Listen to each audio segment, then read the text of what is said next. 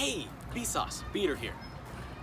I breathe, you breathe, fish breathe, or do they? Today we're going to be talking about how different types of organisms breathe. Every living thing needs to breathe, including this ecosystem around me.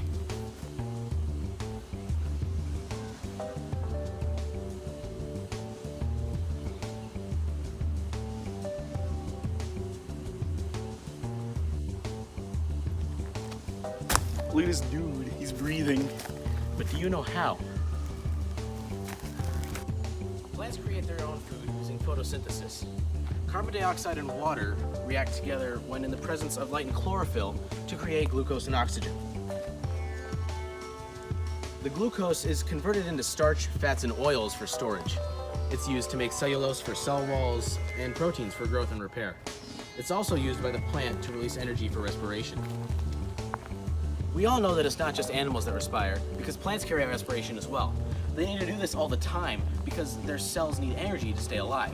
However, they can only do this when they're in the light, unlike here. Moving on to fish. Most animals that live underwater do not have lungs like those that live on land. Instead, they have gills. Gills are feathery organs filled with blood vessels used to breathe.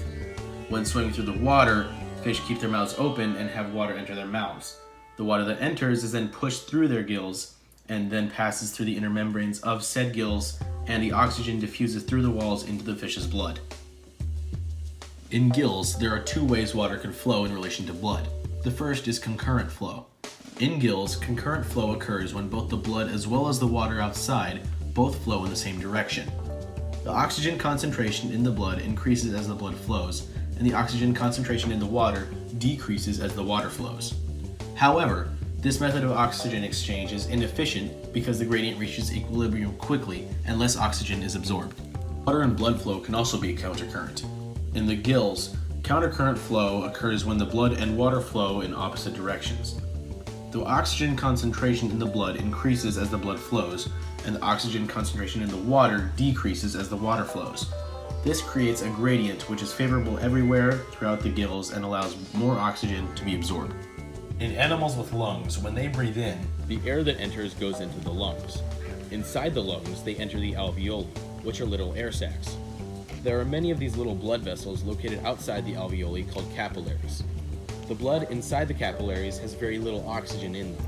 In the alveoli and the capillaries, the walls are very thin, and this allows for carbon dioxide and oxygen to diffuse through them from areas of higher concentration to areas of lower concentration.